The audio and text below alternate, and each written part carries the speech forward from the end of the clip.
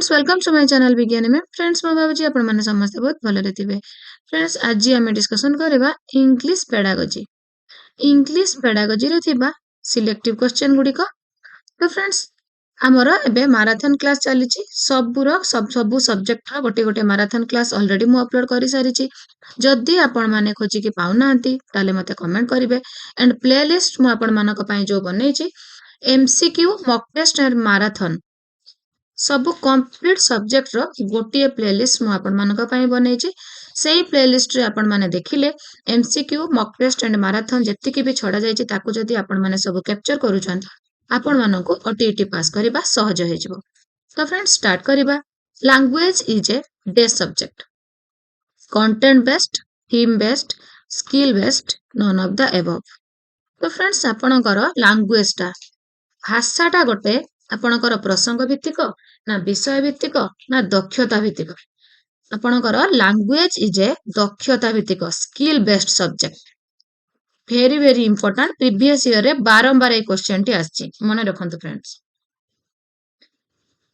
English language is taught in schools primarily for primarily प्राथमिक भाबरे English language टा school रे जो पढ़ा जाउची कोन पाई for communication, getting employment, higher education, reading English newspaper. तो फ्रेंड्स इंग्लिश लैंग्वेज टा जो प्राइमरीली प्राथमिक भाबरे जो स्कूल रे पढ़ा जाउची आपणकर कोन पाई कम्युनिकेशन पाई भाबर आदान प्रदान पाई, गेटिंग एम्प्लॉयमेंट पाई, हायर एजुकेशन ना न्यूज़पेपर रीडिंग पाई। तो आपणकर प्राथमिक भाबरे एटा प्रथमे कम्युनिकेशन पाई RCFCE एक्ट प्रपोजेस। तो फ्रेंड्स आपण बहुत जन मते कमेंट करथिले जो इंग्लिश क्लास टी मु नउची सेतिरे टिके अधिक ओडिया कहि कि भलो भाबे बुझेले आपण मानकु भलो लागिबो। तो सेति पई मु आपनको मझिरे मझिरे ओडिया कहि कि बुझेबा को चेष्टा करूची। तो RCFCE कोन right of children to free and compulsory education 2009 रे होइथिला एंड आपणकर 2010 1 अप्रैल रे मुख्य स्रोत रे शामिल हेतिला। तो आपणकर एटा होची को आर्टिकल रे अछि आर्टिकल 21A मने रखंतु फ्रेंड्स। आपणकर आर्टिकल 21A रे अछि आपणकर RCFCE right of children to free and compulsory education, multicultural education, multilingual education, multi-grade education, all of these। एटा आपणकर बहुभाषी शिक्षण थिला। RCFCE आपणकर बेसी एम्फासिस देथिला कहा ऊपर गुरुत्व दउथुला मल्टीलिंगुअल एजुकेशन बहुभाषी शिक्षण बहुभाषी शिक्षा ऊपर importance दउथुला। In which year the SCRT Odisha prepared the state curriculum framework SCF। सबु बेले मु ओडिया इंग्लिश क्लास रे कुहे आपण केवल एनसीएफ को मन रखे कि स्किप करके पळेबेनी। एससीएफ तो एग्जाम रे निश्चय आसीबो आसिला कि नै क्वेश्चन आपणकर। तो एनसीएफ नेशनल करिकुलम फ्रेमवर्क केबे होइतिला नेशनल करिकुलम फ्रेमवर्क 2005 रे किंतु आपणकर एटा कहला स्टेट करिकुलम फ्रेमवर्क जातीय पाठ्यक्रम आधार। आपणकर नेशनल करिकुलम फ्रेमवर्क जातीय पाठ्यक्रम आधार हेतिला 2005 रे किंतु आपणकर स्टेट करिकुलम फ्रेमवर्क राज्य पाठ्यक्रम आधार हैला 2007 रे। केबे हैला 2007 स्टेट करिकुलम फ्रेमवर्क गोटे गोटे जगह रे जेहेतु हमर ओडिसा होची स्टेट तेणु बेले बेले आपणकर ओसीएफ मध्य पचारि दबो। तो सेटा होची ओडिसा करिकुलम फ्रेमवर्क से 2007। नेक्स्ट क्वेश्चन को जिबा friends. English language was made a compulsory school subject due to the recommendation of English language टा इंग्लिश भाषाटी आपणकर गोटे कंपलसरी स्कूल सब्जेक्ट बोली किए रेकमेंड करथिले आपणकर किए कहिथिले हार्टक कमिटी वुड्स डिस्पैच आपणकर सेरगेंट रिपोर्ट एंड आपणकर मार्कुलस मिनिट्स करथिले 1835 रे मसियाटा को भी मन रखिबे केते बेले आसी जिवो मसिया। The aim of teaching English as for NCF 2005 is the creation of The aim of teaching English as per NCF 2005. ଆପଣଙ୍କର bilingualism, multilingualism, English only, none of the above. bilingualism ଆପଣଙ୍କର ଦ୍ୱିଭାଷୀ, multilingualism ବହୁଭାଷୀ ନା କେବଳ English only? ଆପଣଙ୍କର 2005 NCF ସବୁବେଳେ ବହୁଭାଷୀ ଉପରେ ଗୁରୁତ୍ୱ ଦଉଥିଲା, multilingualism. Next question को ଯିବା friends. Teacher as per NCF 2005 is a NCF 2005 ଅନୁସାରେ teacher ଶିକ୍ଷକ ଜଣେ କଣ? Boss, leader, facilitator, all the above. Facilitator. ସବୁ question friends ଆପଣ ମାନଙ୍କ ପାଇଁ ବଛା ବଛା ଅଛି, ଏଥିରେ ଆଦୌ ବି ଚିନ୍ତା କରିବାର ନାହିଁ ଆପଣଙ୍କର. The right of children to free and compulsory education came into force. ଆପଣଙ୍କର ଏବେ କହିକି ଗଲି ମୁଁ. Right of children to free and compulsory education RCFCE ଆପଣଙ୍କର 2009ରେ ପ୍ରଣୟନ ହେଇଥିଲା ନିୟମଟି, କିନ୍ତୁ କାର୍ଯ୍ୟକାରୀ ହେଲା ଏପ୍ରିଲ 1, 2010.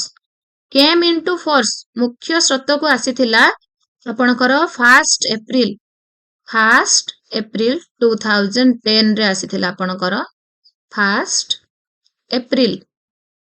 ମନେ ରଖିବେ ଫ୍ରେଣ୍ଡସ୍, ଆପଣ ଖାଲି 2010 ଦେଖିକି ସ୍କିପ୍ କରିକି ପଳେଇବେନି, କାହିଁକି ନା କେତେବେଳେ ଆପଣଙ୍କର ମାସ ବି ପଡିଯାଇପାରେ. ତେଣୁ ଯେହେତୁ ଯୋଉ ଟାଇପରେ କ୍ୱେଶ୍ଚିନ୍ ପଡୁଛି ମୁଁ ଆପଣମାନଙ୍କୁ ସେଇ ଟାଇପରେ ହିଁ କହୁଛି. ତ 1 ଏପ୍ରିଲ 2010ରେ କେମ୍ ଇନଟୁ ଫୋର୍ସ ମୁଖ୍ୟ ସ୍ରୋତରେ ସାମିଲ ହୋଇଥିଲା RCFCE. MLL approach is maximum level of learning, minimum level of learning, minimum level of listening, none of the above. So MLL approach minimum level of learning, minimum level of learning. ସବୁବେଳେ exam ରେ ଆପଣଙ୍କର ଏଇ type ରେ ଗୋଟେ ନିଶ୍ଚୟ ଆସୁଛି full form ଗୋଟେ ନିଶ୍ଚୟ ଆସୁଛି, ସେଥିପାଇଁ ମୁଁ ଆପଣମାନଙ୍କ ପାଇଁ ଫୁଲ ଫର୍ମ ଉପରେ ଗୋଟେ ଭିଡିଓ ଅପଲୋଡ କରିଛି, ଆପଣମାନେ ଚାହିଁଲେ ଦେଖିପାରିବେ, ଖୋଜିକି ନ ପାଇଲେ ମତେ କମେଣ୍ଟ କରିବେ. NCF 2005 says that children do not fail, they indicate the failure of the school. NCF 2005 କହୁଛି children don't fail, ପିଲାମାନେ ଫେଲ ହୁଅନ୍ତିନି, they indicate the failure of the school. ଏଥିରେ agree, disagree, strongly disagree. ଏଥିରେ disagree, ଏକମତ ନୁହଁ, disagree. Malpractices in examination can be avoided by keeping invigilators from malpractice examination ରେ जो malpractice को ଆପଣ avoid କରିବେ, invigilator କୋଉଠୁ ରଖିବେ? On school only, କେବଳ ନିଜ ସ୍କୁଲ ରୁ ନା other school ରୁ? Both on and other, ନିଜ ସ୍କୁଲ and ଅନ୍ୟ school, none of the above. ତ friends ଆପଣଙ୍କର other school ରୁ ଆପଣ ଯଦି ରଖୁଛନ୍ତି ଆପଣଙ୍କର invigilator, ତାହେଲେ malpractice ଟିକୁ ଆପଣ avoid କରିପାରିବେ. Who recommended that in-service course and refresher courses should be related to the specific needs of the teachers? କିଏ recommend କରିଥିଲେ? The service course and refresher course should be related to the specific needs of the teacher. କିଏ ଏଟା recommend କରିଥିଲେ? Acharya Ramamurti review committee, education commission, Kothari committee, none of the above. ତ ଆପଣଙ୍କର in service course and refresh course ଉପରେ importance ଦେଇଥିଲା Acharya Ramamurti committee, Acharya Ramamurti review committee.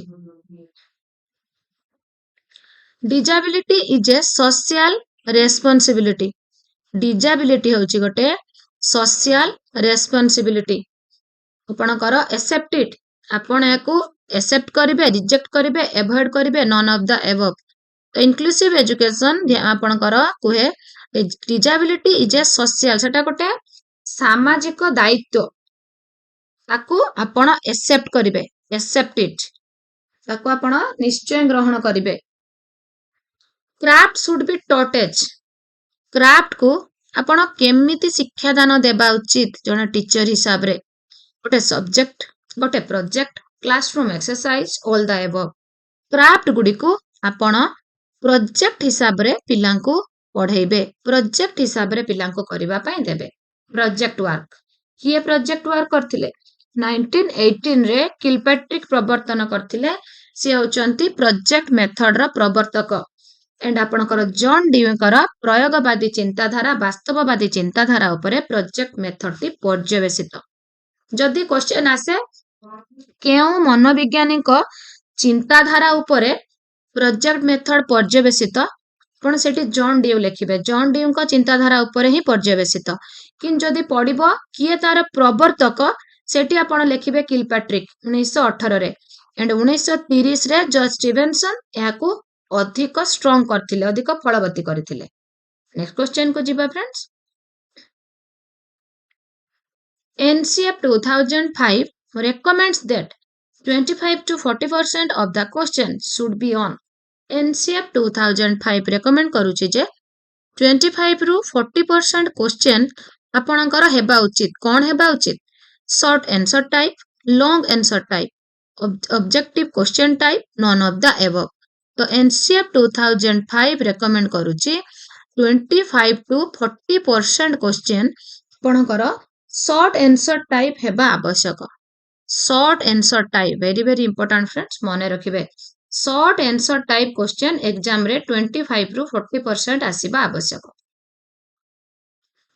NCF 2005 states that the board should conduct re-examination NCF 2005 states that board should conduct re-examination जो करिवे immediately करिवे after 1 month करिवे after 2 month करिवे none of the above immediately करिवे board immediately re-examination करिबा उचित बोली NCF 2005 कहूची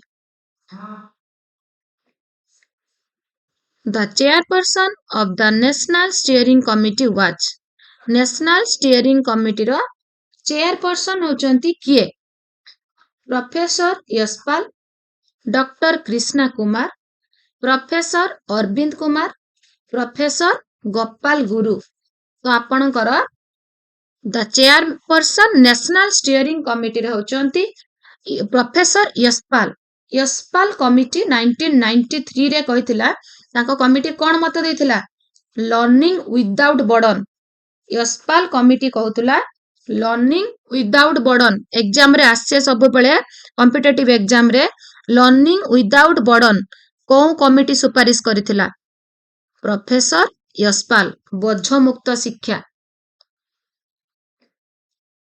teaching and learning is a journey teaching and learning is a journey teaching learning रो जो जर्नीटा कोठु कोठु को जाए कंक्रीट टू एब्स्ट्रैक्ट कंक्रीट कोन मूर्त मूर्त रु अमूर्त मूर्त कोन वास्तव जिंस जतिकी आपणकर जो माने इन सर्विस टीचर माने थिबे से माने ते बेले एफएलएन टीचिंग दउथिबे जो माने मैथ रो दउथिबे मैथ रो से मानकर को मेथड दिया होची सीआरए कंक्रीट आर ए रिप्रेजेंटेशन एंड ए रे एब्स्ट्रैक्ट तो कंक्रीट प्रथमे आपण डायरेक्ट काठी बाली गोडी आपणकर फूल पत्र आपण जहा वास्तव जिनिस परिवेश रु नेकी पिला को देबे ता होची कंक्रीट एंड आपण जते बेले पिला को जोग सिखौचंती आपण 2टी काठी 3टी काठी देले सेटा कंक्रीट रे सिखेले किंतु आपण 2 + 5 देले सेटा आपनकर एब्स्ट्रैक्ट मेथड डायरेक्ट जोग दे दबा सेटा होची अमूर्त एब्स्ट्रैक्ट तो कंक्रीट टू एब्स्ट्रैक्ट जानती ना सिंपल टू कॉम्प्लेक्स आपण सहज रु जटिल को जानती नॉन टू अननोन जणा रु अजणा को जानती teaching learning journey always concrete to abstract जाए simple to complex and known to unknown एटा अछि उपयुक्त शिक्षण पद्धति जो शिक्षण पद्धति रे आपण मूर्त रु अमूर्त सहज रु जटिल जणा रु अजणा को जिबे आपण जदी डायरेक्ट अमूर्त पढे देबे अमूर्त धारणा देबे पिला को इजी हबनी डायरेक्ट जटिल जिंस देबे कि डायरेक्ट अजणा जिंस देबे ना आपण मूर्त सिंपल एंड नॉन देले आपणकर लर्निंग जर्नी टी फुलफिल हबो तो सब गुडी को ठीक थिबारु ऑल द एबव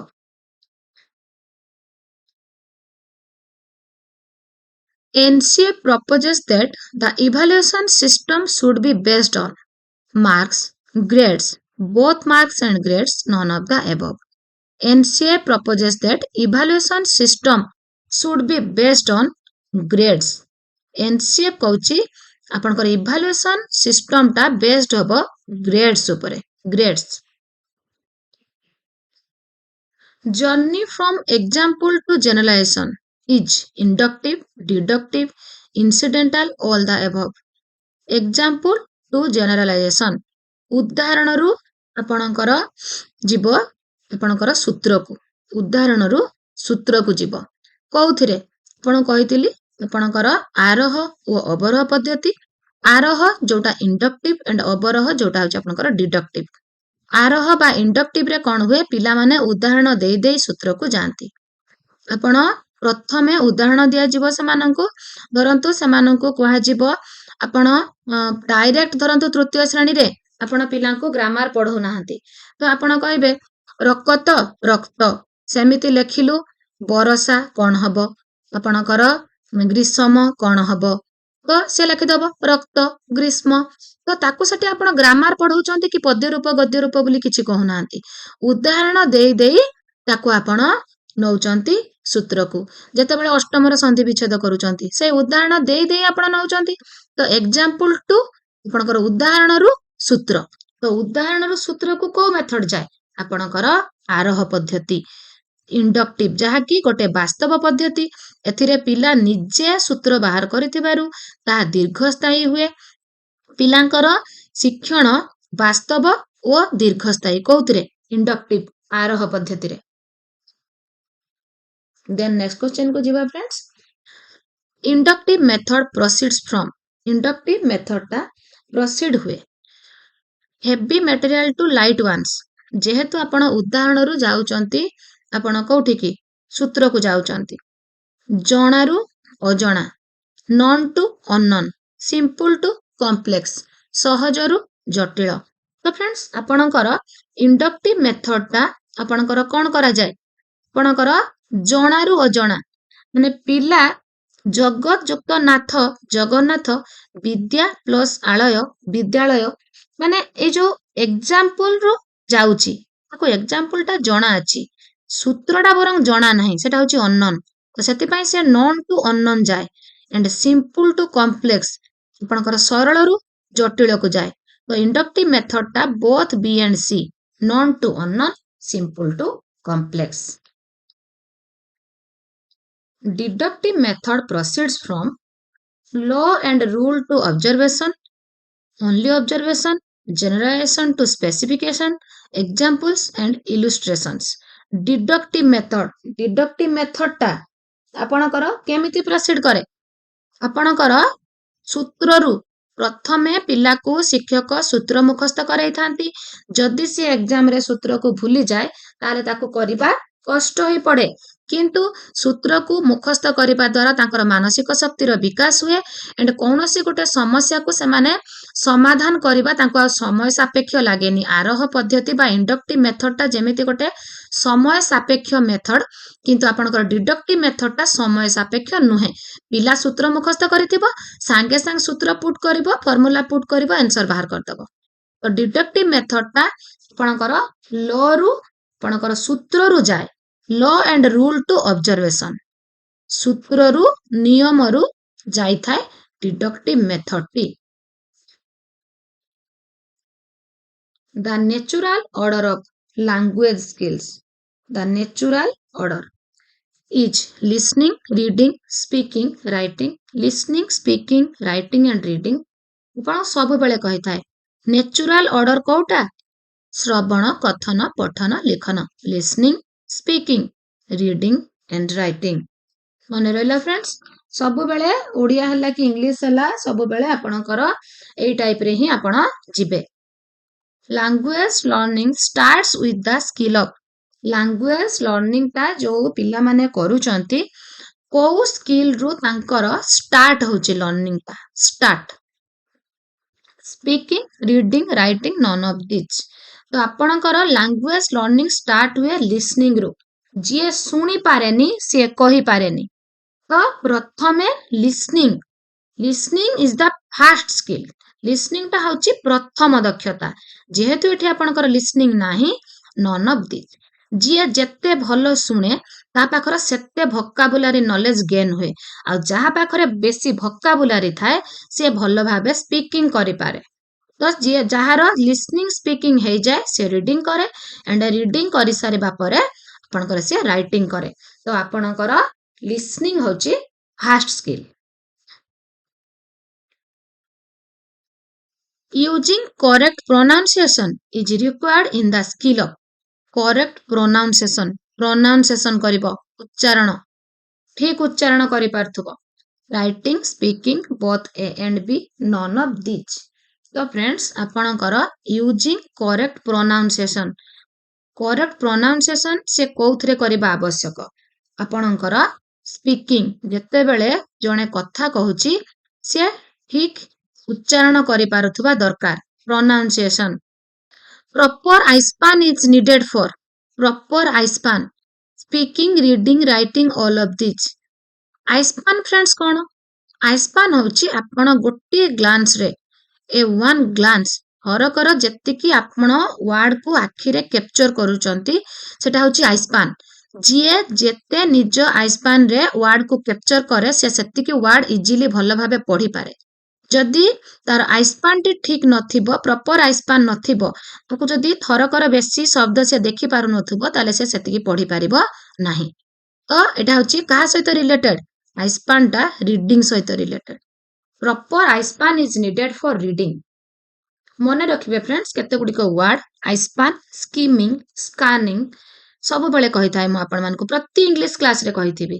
ସ୍କାନିଂ, ଆପଣଙ୍କର ସ୍କିମିଂ, ଚଙ୍କିଂ, ଇଣ୍ଟୋନେସନ, ଷ୍ଟ୍ରେସ୍, ଏଗୁଡିକ ନିଶ୍ଚୟ ଆସିବ ଏକ୍ସାମରେ। ଭାବିବାର କିଛି ବି ନାହିଁ। ଯୋଉ ୱାର୍ଡ ସବୁ କହିଲି ଏଗୁଡିକ କୋଉ ଦକ୍ଷତା ସହିତ ରିଲେଟେଡ ତ ନିଶ୍ଚୟ ଆସିବ।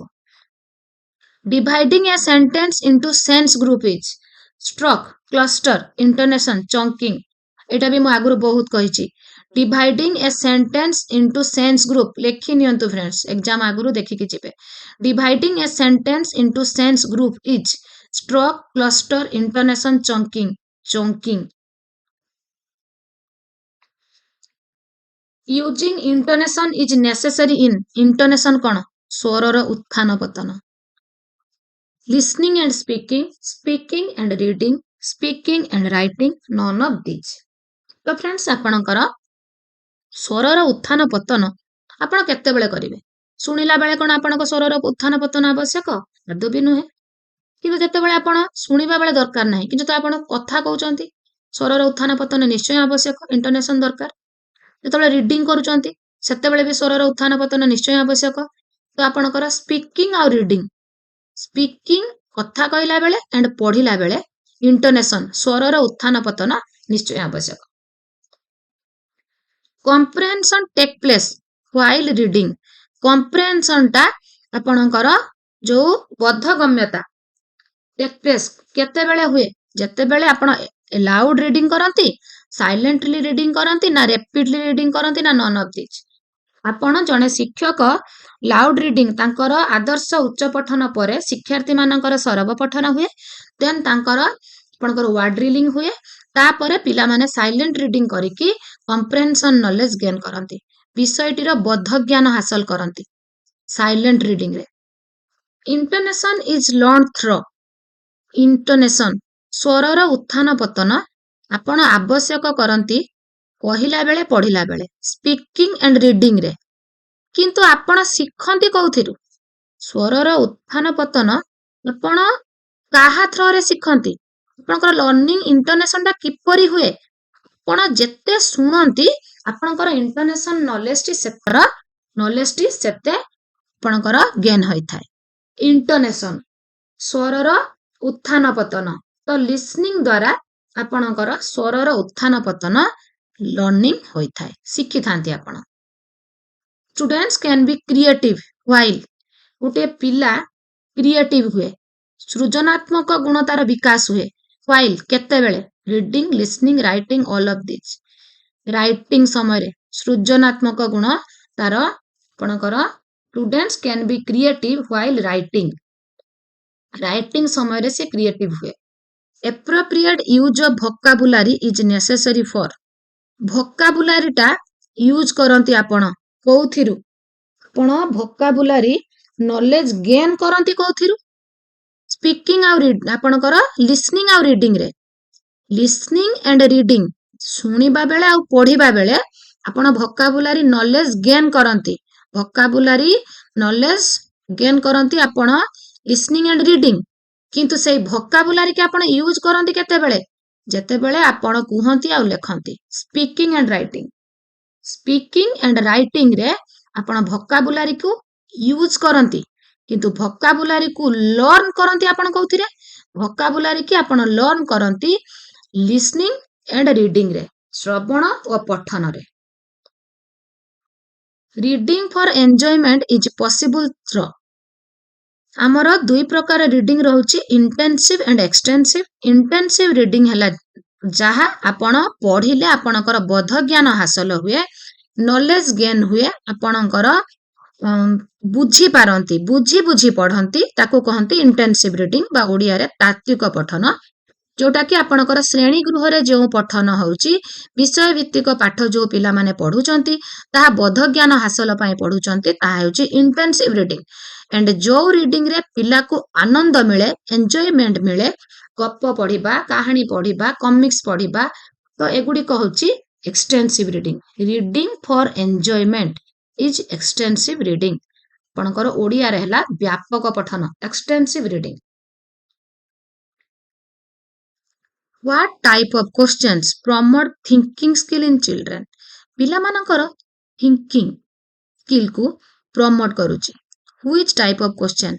Open-ended, close-ended, factual question, questions based purely on the reading text. जेते बेले गोटे पिला को open-ended question दिया जाउची ताकू मुक्त दे दिया जाउची. देखंतु केमती मोडे उदाहरण दउची. पिला को कहा जीवो विद्यालय विषय रचना लेख. पण सेटा को ओपन कर देले सी थिंकिंग स्किल को खटेई कि विद्यालय विषय केते भलो लेखि पारिबो से पई चेष्टा करिवो किंतु आपण जदि ताकू गोटे काम करिवे ताकू आपण सूचना दे देबे इंस्ट्रक्शन दे देबे कोन देबे स्कूल प्लेग्राउंड आपणकर garden office room computer lab एही गुटे को जदि आपण पॉइंट आउट कर देले पिला केवल ताकू ही टच करके लेखिबो किंतु जदि आपण ताकू ओपन एंडेड कर देबे तो सेठी से तारो थिंकिंग स्किल को बढ़ेवा को चेष्टा करिवो और which type of questions promote thinking skill in children open-ended question dictation test the skill of dictation श्रुत लेखन टेस्ट करे the skill of listening and speaking and writing सब गुडी को सिलेक्टिव प्रीवियस ईयर क्वेश्चन अछि फ्रेंड्स डिक्टेशन तो आपण जो श्रुत लिखन शुणुचंती लेखुचंती listening and writing listening speaking and writing तो आपनकर एटा हे जिवो listening and writing intonation is learn through स्वरर उत्थान पतन आपण काहा माध्यम रे सिखंती लिसनिंग रीडिंग राइटिंग स्पीकिंग शुणिकी जड़े टीचर जिते बेले कि जड़े लोक आपणक सामने कथा कहउचंती से केमिति स्वरर उत्थान पतन करूचंती आपण शुणिकी ही सिखंती लिसनिंग माध्यम रे ही आपण इंटोनेशन टी लर्न करंती the objective of note taking is to develop आपणकर 2025 एसओटीटी रे सिथिला note taking reading and writing listening and speaking writing and speaking आपणकर listening and writing note taking जते बेले आपण करूचंती सेते बेले आपण सुनुचंती एंड लेखुचंती नोट टेकिंग रे सुनुचंती लेखुचंती spacing is necessary for spacing is necessary आपण कोउथरे स्पेस देबे सुनिला बेले स्पेस दियंती ना कहिला बेले दियंती ना पढिला बेले ना लेखिला बेले जेते बेले आपण लेखुचंती राइटिंग रे आपण स्पेस दियंती spacing is necessary for writing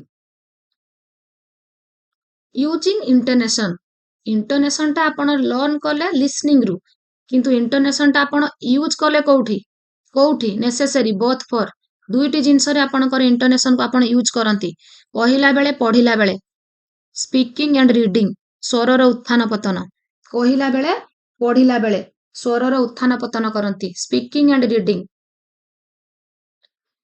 which of these is not a component of good speech is not କହିଛି component of good speech pronunciation intonation stress grammar ଗୋଟେ ଭଲ ସ୍ପିଚ୍ ରେ pronunciation ତ ନିଶ୍ଚୟ ରହିବ intonation ବି ରହିବ stress ବି ରହିବ grammar is not a component of grammar ରହିବା କିଛି ଆବଶ୍ୟକ ନାହିଁ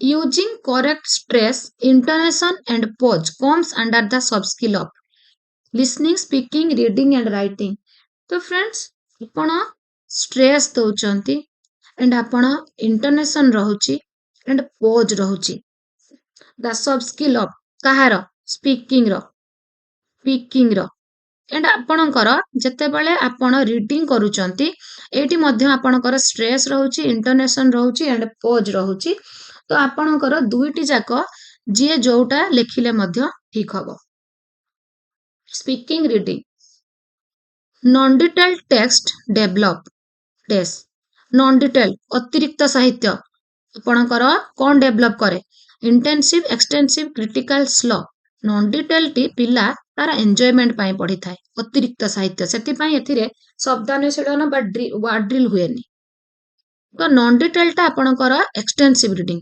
ଆନନ୍ଦଦାୟୀ ଶିକ୍ଷଣ ହୁଏ ଏକ୍ସଟେନ୍ସିଭ ରିଡିଂ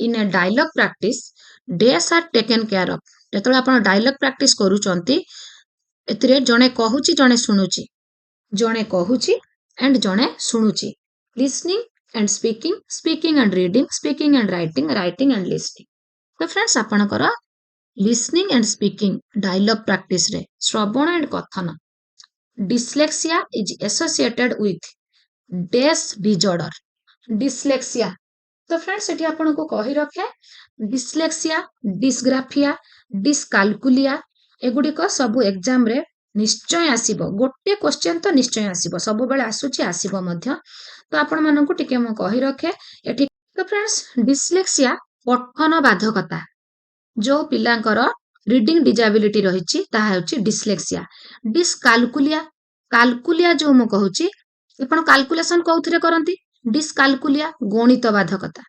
डिस्ग्राफिया ग्राफ लिखन बाधकता राइटिंग डिजेबिलिटी एंड डिस्फासिया आपणकर स्पीकिंग डिजेबिलिटी बा आपणकर लैंग्वेज डिजेबिलिटी तो एगुडिक आपणकर रहिला सब डिस्लेक्सिया डिस्काल्कुलिया डिस्ग्राफिया एंड डिस्फासिया निश्चय मन रखिबे एग्जाम रो त निश्चय आसीबो तो डिस्लेक्सिया कोन कहली डिस्लेक्सिया आपणकर रीडिंग डिजेबिलिटी पठन बाधकता pause stress and intonation are associated with pause stress intonation writing silent reading comprehension speaking आपण जते बेले स्पीकिंग करूचंती एंड रीडिंग करूचंती कथा कहउचंती एंड पढुचंती pause stress intonation दरकार एठी आपनकर स्पीकिंग रे हबो knowledge of punctuation विराम चिन्ह punctuation can be tested through the test of punctuation knowledge पिलार अछि कि नाही आपण कोउथिरु जानिबे स्पीकिंग रीडिंग राइटिंग लिसनिंग आपण कोउथिरु जानिबे पिलार अछि कि नाही राइटिंग समय रे आपणकर पंक्चुएशन नॉलेज पिलार अछि कि नाही आपण जानि पारिबे the first skill required for learning a language is first skill required for learning a language is reading writing listening speaking friends आपणकर फास्ट स्किल कोउटा सेते बेले भी मध्य मु कहि कि जाइथिली listening effective learning takes place when the learners are effective learning हुए सेते बेले ओटे लर्निंग ता इफेक्टिव हबो जेते बेले पिला माने पैसिव क्वाइट इंटरैक्टिव से माने इंटरैक्टिव हेतिबे आपणक भीतर आप से माने इंटरैक्टिव थिबे सेते बेले इफेक्टिव लर्निंग हबो the sub skill of these is skimming ah skimming and scanning रहउची आपणकर रीडिंग रे एंड ब्रेनस्टॉर्मिंग रहउची राइटिंग रे तो स्किमिंग आइस्पान स्कैनिंग सब गुडी को रहउची रीडिंग रो सब स्किल